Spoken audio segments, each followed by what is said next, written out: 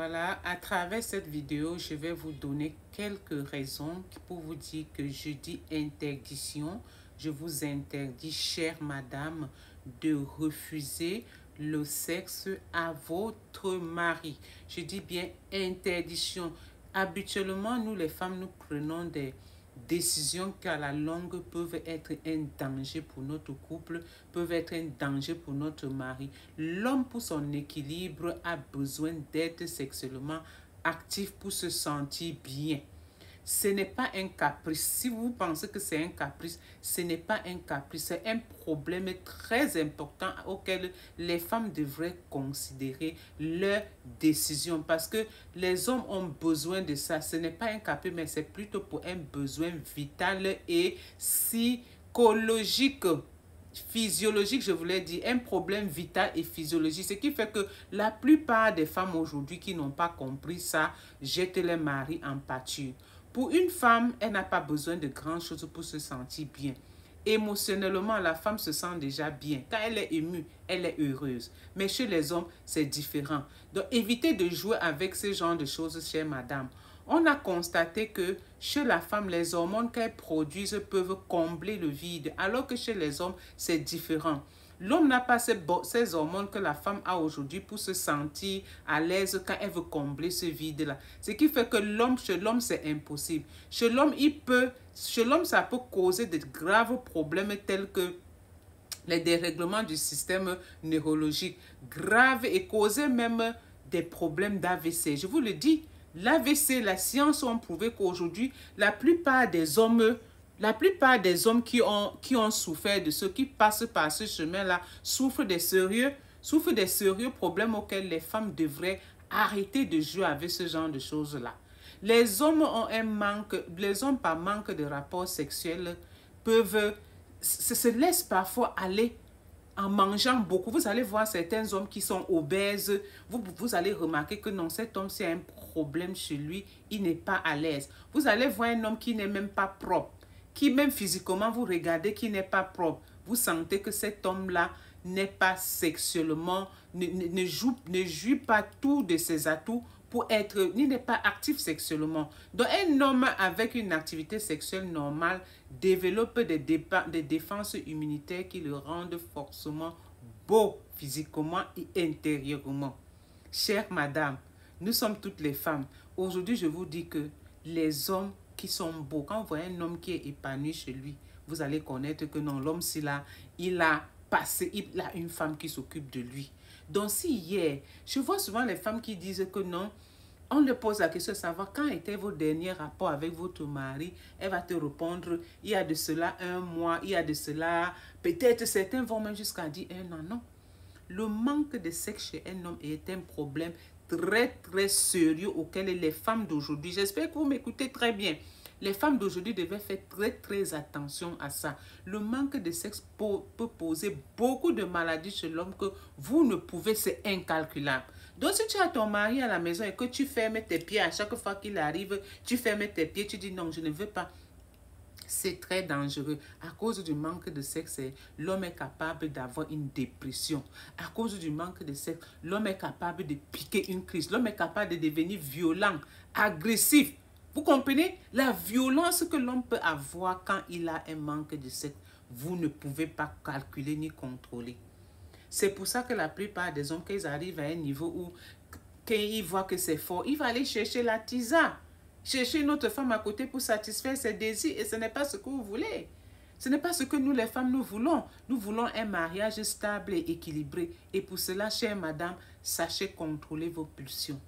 Sachez prendre votre homme. Si votre homme rentre à la maison, c'est vous-même qui allez être la première à dire « Chérie, maman, j'ai besoin de toi. » Oui, c'est vous qui allez calculer, mais ça va que non, le rythme que je vais donner à mon mari aujourd'hui pour être épanoui sexuellement, je dois organiser ce rythme-là. N'attendez pas toujours que c'est l'homme qui doit venir vers vous.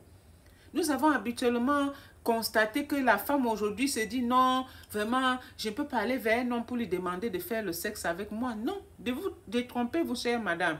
Je vous donne un conseil très important que quand vous rentrez même chez vous, quand votre mari rentre même au boulot le soir, c'est même vous la femme qui allez l'accueillir à la porte. Quand vous l'accueillez comme ça à la porte, soyez souriante. Faites des petits gestes qui vont lui montrer que non, vraiment, ma femme est prête à m'accueillir partout où je veux. S'il va aller même prendre la douche, accompagnez-le prendre la douche avec lui. Soyez avec lui à la douche, vous le touchez un peu, vous lui faites des petites choses que dehors, même si on lui fait ça, il va dire non, moi j'ai ça à la maison et en quantité. Chère madame, aujourd'hui, l'heure est grave. Hier, à l'époque, nos parents et certaines femmes aujourd'hui ne savent pas l'importance du sexe dans le couple. Qu'est-ce qui vous relie quand vous êtes dans un couple? On va me dire que non, ce n'est pas le sexe, mais le sexe est capital. Une femme doit aller avec son mari au moins 2 fois par semaine. 2 fois par semaine, c'est le minimum qu'une femme puisse faire. Il n'est pas normal que vous passez 1 à 2 semaines sans qu'il y ait des rapports. Ça veut dire que votre couple ne marche pas. Ça veut dire qu'il y a un problème. Et quand il y a un problème dans un couple, qu'est-ce qu'il faut faire? Il faut chercher la solution. Il faut allumer le feu. Ne laissez pas le feu, ne laissez pas la flamme s'éteindre. On n'en a jamais assez. Les hommes n'en ont jamais assez. Même si toi, tu es une femme et que tu n'as pas les envies, et tu dois tout faire. Tu dois tout faire pour mettre ton mari au niveau. Tu dois tout faire pour satisfaire ton homme. Parce que c'est pour ça que vous allez voir certains hommes qui sont obèses, certains hommes qui... quand vous les voyez dehors, ils ont les gros ventres comme ça, ils sont mal nourris. Parce que parfois, n'ayant pas ces hormones pour combler ces vides-là, ils préfèrent se retrouver en train de manger n'importe comment, boire n'importe comment. Et vous allez regarder qu'ils deviennent obèses. Donc, veillez à cela. La science a prouvé et c'est ça, ce n'est même pas à discuter que l'homme peut mourir de manque de sexe. Parce que le fait d'accumuler le sexe comme ça dans ses ovaires, comment on appelle ça, ses testicules, vous allez voir qu'il n'est pas content. Et parfois, quand l'homme a fait longtemps sans éjaculer, vous allez voir parfois même le jour que les spermes, qu'il va avoir des spermes, ce serait très très léger. Très léger parce que cet homme a accumulé. Et parfois, quand il accumule comme ça, à un moment donné, au moment de se sentir à l'aise, vous allez voir, il est tellement sous pression, il est tendu comme ça parce que le monsieur est resté garder tellement des choses que ça n'a pas pu. Et que le jour qu'il va même aller, vous allez voir parfois, il n'a même pas fait 1 minute, il est déjà tombé parce que trop d'accumulation. Aidez vos maris à se sentir bien. Aidez vos maris à être épanouis quand ils sont dehors. Parce que quand un homme est bien entretenu chez lui, manger, bas, ventre, on le sait. On connaît comment ça se passe. Il marche même avec le sourire. Il marche même en sifflotant. Vous voyez un homme qui se réveille, il sort comme ça, il marche en chantant, il sifflote. Il est content. Donc, chère madame, ça c'est une leçon à apprendre. Si tu faisais ça, ne le fais plus. Nous tous, nous commettons des erreurs, hein. Nous tous, nous commettons des erreurs, y compris moi. Je ne suis pas allée à écarter. Nous tous, nous commettons des erreurs et que quand vous avez appris de votre erreur et que vous prenez votre erreur, vous dites oui, je me suis trompée. Prochainement, je ne vais plus me tromper.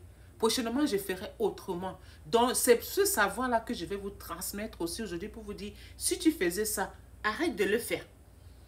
Ne le fais plus jamais. Si ton mari rentre le soir et qu'il a besoin de toi, donne-toi, comme on dit, cadeau, sans réfléchir. J'entends même certaines personnes qui viennent nous raconter que mon mari m'a violée. Mais les Blancs nous trompent. Hein?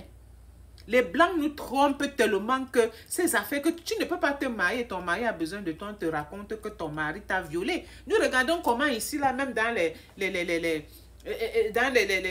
une femme porte plainte à son mari que harcèlement sexuel, je suis rentrée, j'étais fatiguée, il m'a touché, je ne voulais pas qu'il me touche. Foutaise. Il ne faut pas qu'on vienne vous apprendre les foutaises. Quand tu es marié à un homme marié, tu es sa propriété et il est ta propriété. Tu as le droit sur lui et tout comme il a le droit sur toi et vice versa.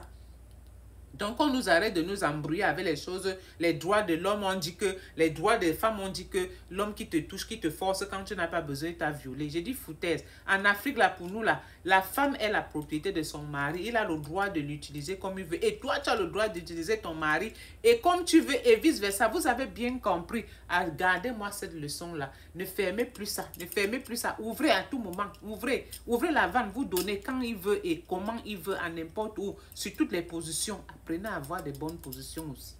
Oui, ça sauve. N'utilisez pas les mêmes positions tous les jours. Il faut changer aussi, ça fait du bien. Voilà. Ça, c'est Elvie Mefo. Bisous.